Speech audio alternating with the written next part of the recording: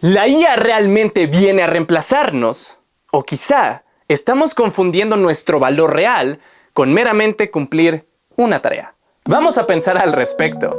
Yo lo veo como niveles. En el nivel de más arriba estamos las personas. Es decir, cada individuo tiene capacidades, cualidades y potenciales distintos, pero en general, el humano tiene un potencial inmenso, entre ellos, la capacidad de desarrollar habilidades, es decir, aprender y tomar un conjunto de conocimientos y aplicarlos en una profesión, llámese diseñador, animador, programador, etc. En esta profesión, tú ocupas un puesto, el cual tiene asignadas responsabilidades y tiene que llevar a cabo tareas para llegar a un resultado. En este momento, lo que la mayoría de la gente conoce como IA, porque es más complejo que eso, o sea, decir usó IA es como decir vivo en el planeta Tierra o trabajo en internet, o sea, no te dice absolutamente nada, pero bueno, lo que la mayoría de la gente conoce como IA son los LLMs, los modelos de lenguaje masivos.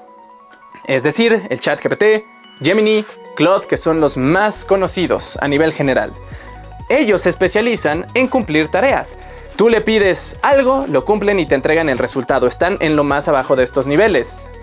El detalle es que, por supuesto, ya en este punto, es capaz de hacer muchísimas tareas más eficientes y más efectivas que muchos humanos. Ahora, es muy diferente la capacidad del humano de dirigirlas, porque eso es crucial. O sea, quien lo dirige va a determinar el resultado. Sin embargo, su potencial está.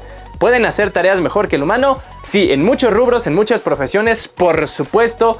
Y ya es entendible que se sientan amenazados desde ahí. Pero está evolucionando y no sabemos qué tan lejos llegue. Pues el siguiente nivel que cada vez vas a escuchar más son los agentes. Ni siquiera podría decir que son nuevos, pero sí cada vez son más fáciles de acceder a ellos y mucho más poderosos. Pero los agentes, ya no solamente tú le pides que haga una tarea, le pides específicamente el resultado que quieres.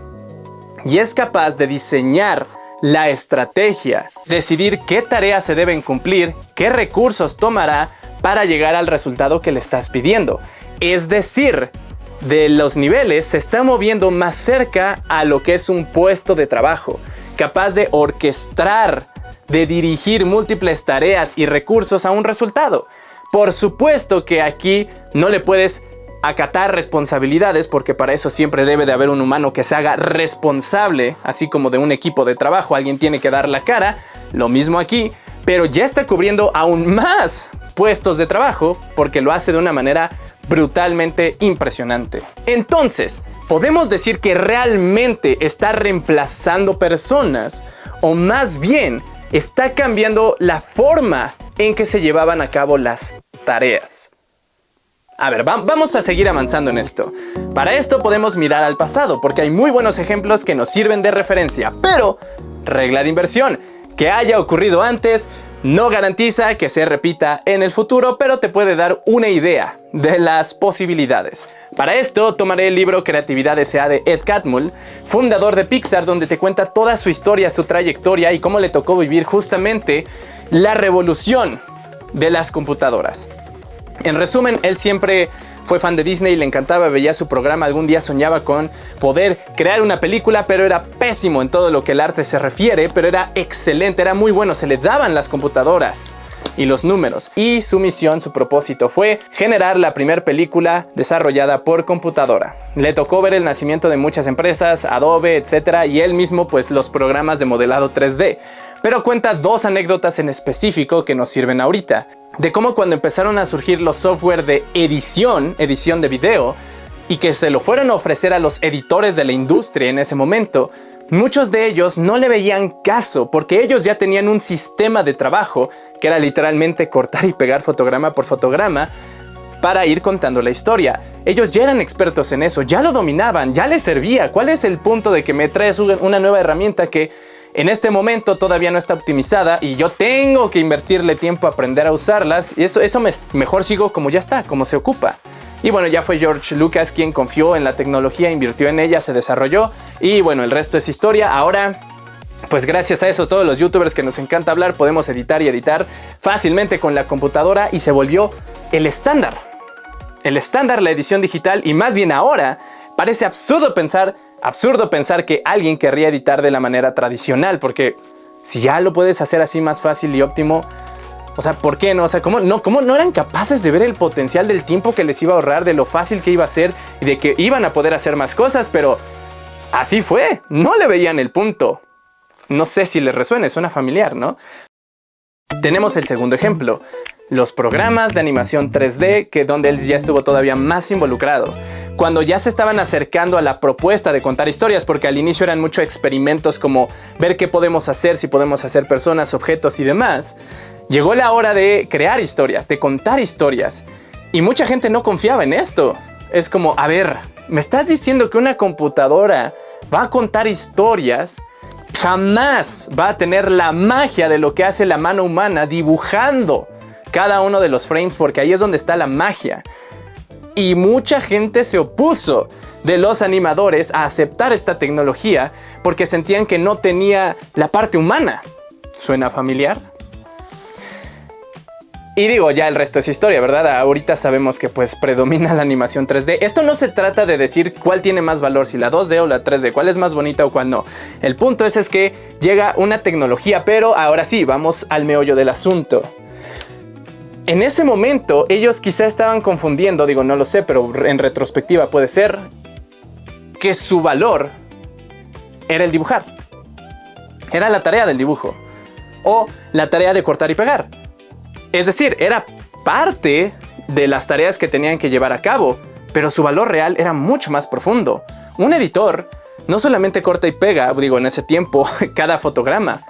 Él tiene la habilidad, la capacidad de decidir qué se queda y qué no, en qué orden colocarlo, en qué ritmo, qué duración va a tener, qué música va a llevar. Él dirige y decide la narrativa. Una de las tareas es cortar y pegar, pero no es el valor real de lo que están haciendo, es mucho más profundo.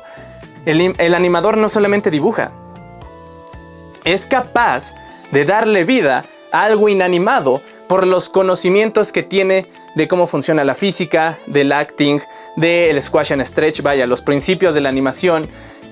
Esos conocimientos son los que realmente valen y no solamente la tarea de dibujar. Sí, es parte de una de sus habilidades y podían ser muy buenos en ellos, pero no era lo único que estaban ofreciendo realmente, es mucho más allá. Ahora, yo entiendo que sí, sin duda alguna, hay muchas personas cuyos trabajos se basan meramente en cumplir una tarea. En estos casos, pues sí, son los primeros que pueden ser reemplazados, ya sea por una persona que lo haga más rápido o más barato, porque también se puede dar el caso, o bien por una tecnología, una herramienta que haga lo mismo, más barato y más rápido y más efectivo. Sí, porque en ese caso el único valor que estás aportando es cumplir la tarea. Pero yo creo que la primera pregunta es, ¿realmente cuál es el valor que estoy aportando? Y no solamente enfocarme en la acción pura como tal. Y tenemos un tercer ejemplo que creo es el más poderoso para esto de la IA, y es la historia de Dorothy. Y para esto pueden ver la película de Talentos Ocultos, que está basado en una historia real. Eran personas que se dedicaban a hacer computadoras humanas. Básicamente ellas hacían los cálculos en su mente, a mano, y trabajaban en la NASA. Y eran expertas y buenísimas en eso. Pero ¿qué pasa? Que IBM anuncia las supercomputadoras que ya eran capaces de hacer esos mismos cálculos, pero de una manera mucho más eficiente y rápida. Por supuesto que se sintieron amenazadas a que lo que hacían, una máquina lo iba a hacer por sí sola. Pero Dorothy no se quedó con eso y se puso a aprender a cómo operar la máquina. Porque sí, quizá en la tarea iba a ser más eficiente, pero todas sus habilidades, todos los conocimientos que ellas tenían y ya habían desarrollado trabajando ahí y por las cualidades únicas del humano, eran las que podían dirigir esta máquina. Es decir, no se quedaron abajo a ser aplastadas por la máquina. Es subir un nivel arriba y ellas dirigir a la máquina. Y creo que esa es la mentalidad más poderosa que se puede tener. Porque sí, por un lado quizá no te has dado cuenta del valor real que estás aportando en lo que sabes hacer. Pero por otro lado también es ¿cuánta iniciativa estás teniendo de verte más arriba de simplemente un puesto de trabajo? De que estés nada más a expensas de que alguien más te dé el trabajo a ir a una empresa donde estés trabajando. Y por qué no más bien, ok, veo todo lo que está por venir, que no veo forma de que esto se detenga por más cuestiones éticas y legales que le queramos aventar. Lo más probable es que esto siga y siga creciendo. No digo que no existan esas cuestiones, solo digo que se irán resolviendo y esto irá tomando su lugar. Como lo veo, puedes hacer varias cosas, se me ocurren tres. Una, no hacer nada y que te valga gorro todo lo de la IA y seguir con tu vida, es válido. Pasarte la queje, chille y chille de la IA y de quienes la ocupan.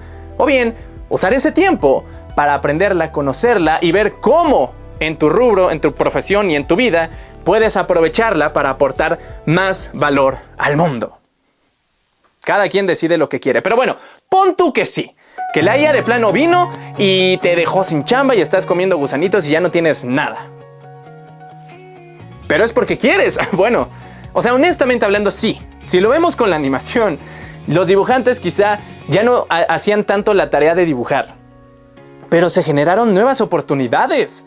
Todo el rubro de la animación 3D fue una industria completamente nueva. Se requirieron modeladores, riggers, animadores 3D, los de ambientes, los de texturizado, los de partículas y fluidos. Y todo eso eran oportunidades completamente nuevas porque era algo nuevo. Se necesitaba gente dispuesta a aprender para ocupar ahora esas nuevas profesiones.